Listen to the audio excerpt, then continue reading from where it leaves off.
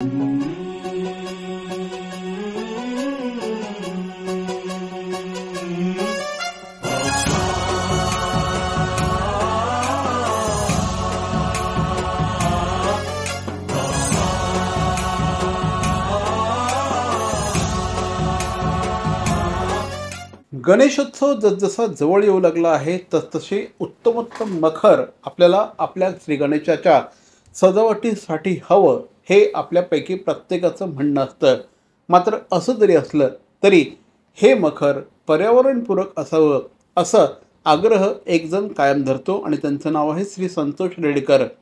सिद्धेश आर्टच्या माध्यमातून यंदा देखील श्री संतोष रेडकर यांनी अनेक ऑप्शन्स आणलेले आहेत जे पर्यावरणपूरक आहेत, जे अत्यंत सुंदर आहे, अत्यंत मनोहारी आहेत आणि ही जी मखरं आहेत ही निश्चितपणे संपूर्णपणे 100% पर्यावरणपूरक आहेत आणि त्यामुळे आपल्या गणेशोत्सवाची शोभा ही पर्यावरणपूरक मखरं निश्चितपणे वाढवतील, यात अजिबात शंका नाही।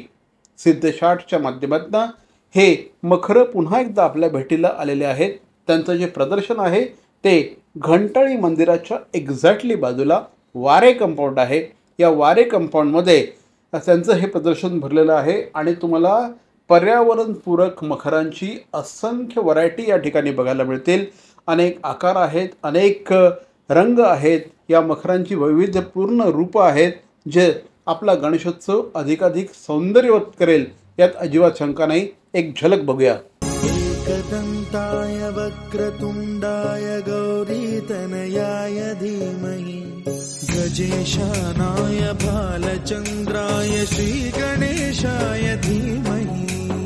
एकदन्ताय वक्रतुण्डाय गौरीतनयाय धीमहि गजेशानाय भालचन्द्राय श्रीगणेशाय धीमहि। सिद्धेश आर्टची ही पर्यावरणपूरक गणेश मखरं घेऊन आले आहेत श्री संतोष रेडकर। संतोष सर, आम्हाला सांगा तुमच्या या मखरांचं वैशिष्ट्य काय आहे? आपण तर पर्यावरणाबरोबर गेले 7-8 वर्ष काम पूर्ण करत आहोत थर्माकोल बंद झाल्यापासून आणि मी 100% आता पूर्ण पर्यावरणपूरकच करायला लागलेत। यावर्षी तर आपण कपड्यामध्ये आणि कागदाच्या फुलांमध्ये असं सगळं हे काम केलंय।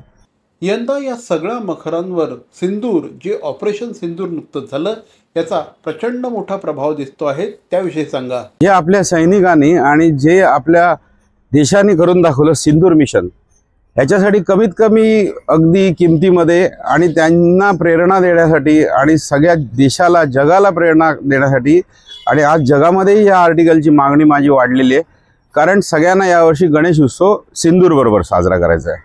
त्याच्यामुळे हे आर्टिकल माझं ह्या वर्षीचं खूप महत्त्वाची गोष्ट आहे। व्यवसाय करताना फक्त एक व्यवसाय न करता संतोष रेडकर यांनी दीपस्तंभ या संस्थेच्या अंध विद्यार्थ्यांना मदत होईल या दृष्टिकोनातून त्यांना काम दिलेलं आहे। त्याचप्रमाणे अनेक महिलांना त्यांनी या संपूर्ण व्यवसायामध्ये सहभागी करून घेतलंय। सर, याविषयी जरा सांगा प्लीज। की ज्यांना आम्ही प्रोत्साहन दिलं ते आहे अंध मुलं, म्हणजे दीपस्तंभ या संस्थेकडनं ह्या अशा डायल बनवून घेतलेत आणि त्याच्यापासून या बैठकी अरेंज केल्यात की जेणेकरून त्यांना काहीतरी उद्योग व्हावा।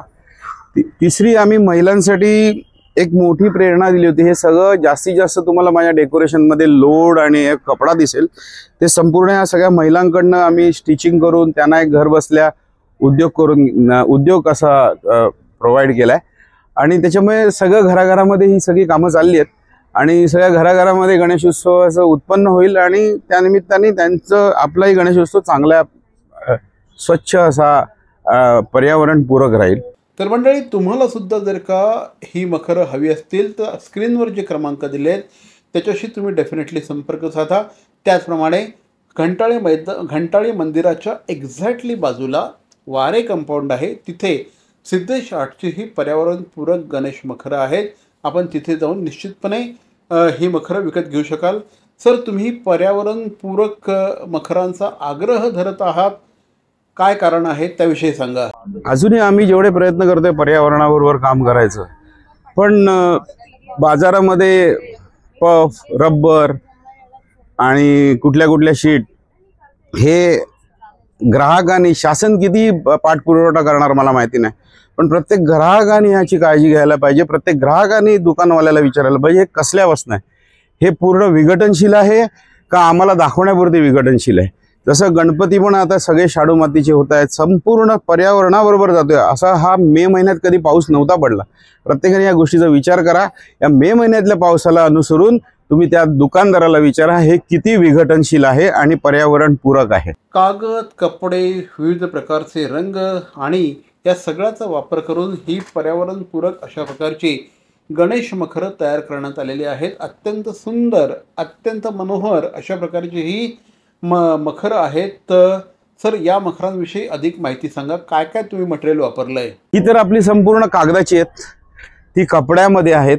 यावर्षी आम्ही रंगांमध्ये ग्राहकांची अपेक्षा होती की अरे मला हा रंग नको, तो नको, मग बिचारे नाराज व्हायचे. मग आम्ही सगळ्या रंगसंगती वेगवेगळ्या ठेवल्यात.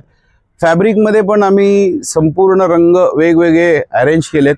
सिंदूरला पण प्रत्येक स्त्रीची एक आवड असते, कारण आम्ही पूर्ण ते आर्टिकल हे सौभाग्याच्या दृष्टीने बनवलं आहे. साडी, गजरा, बांगडी, कुंकू आणि सिंदूर.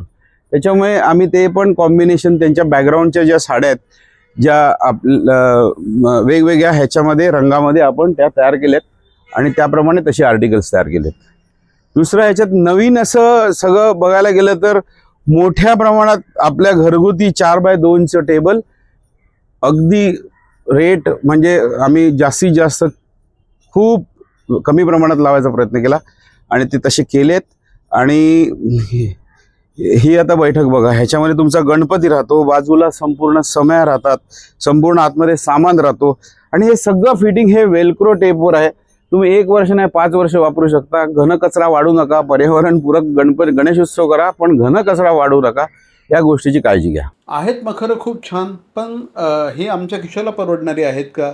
आणि साधारणपणे एकदा मखर घेतलं की आम्ही हे किती दिवस, किती वर्ष वापरू शकतो? मी संतोष रेडकर सगळ्या ग्राहकांना आवाहन करतोय, गणेशोत्सव अतिशय जवळ येऊन उभा राहिलाय, तर सगळ्यांनी आमच्या प्रदर्शनाला भेट द्यावी. तिथे जास्तीत जास्त आमच्या कलेचं कौतुक करावं.